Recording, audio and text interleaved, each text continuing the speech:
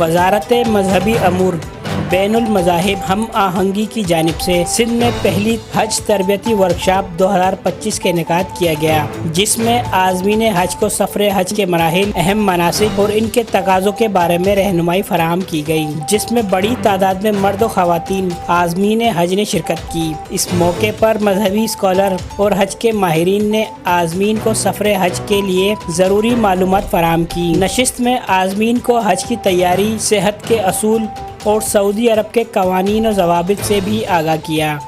तरबियत में आपको मेनली बता दूँ, दो चीज़ें होती हैं। एक ये कि इंतज़ामी अमूर, आपको पता है कि काफ़ी लोग पहला उनका फ़ज़ाई सफ़र होता है, उन्हें नहीं पता होता, और सफ़र हज की तैयारी क्या करनी है, कौन सी चीज़ें लेके जानी है, ममनुआत क्या हैं, आपने खुदा न खास्ता कोई मनशियात ना ले जाए साथ।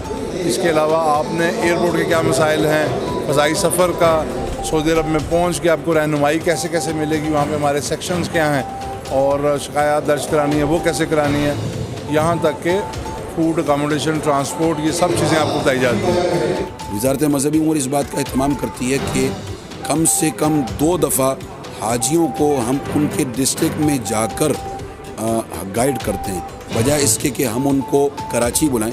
अभी इंशाल्लाह ये हमारे प्रोग्राम पूरे सिंध में हो रहे हैं, हर डिस्ट्रिक्ट में। सिर्फ ये होता है कि जहाँ हाजियों की तादाद कम होती है तो उनको हम किसी बड़े करीबी डिस्ट्रिक्ट में बुला लेते हैं। इसका मकसद ये होता है कि हाजियों को हम 2 चीज़ों से गाइड करते हैं।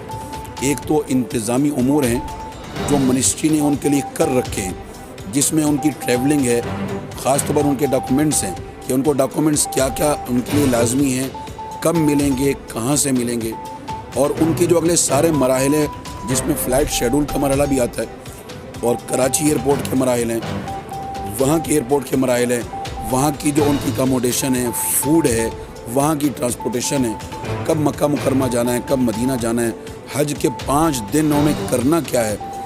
तो ये इन सब चीज़ों से हम हुज्जाज को आगाह करते हैं, और हम ये पाबंद करते हैं कि कम से कम 2 दफ़ा हुज्जाज आएँ। एक प्रोग्राम हमारा रमज़ान से पहले होता है और एक प्रोग्राम हमारा ईद के बाद भी होता है, जिसकी डेट हम इंशाल्लाह हुज्जाज को देंगे।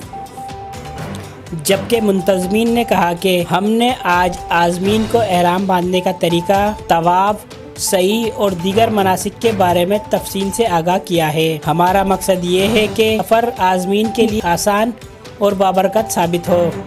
शहर खिपरो से आया हूँ, अल्हम्दुलिल्लाह।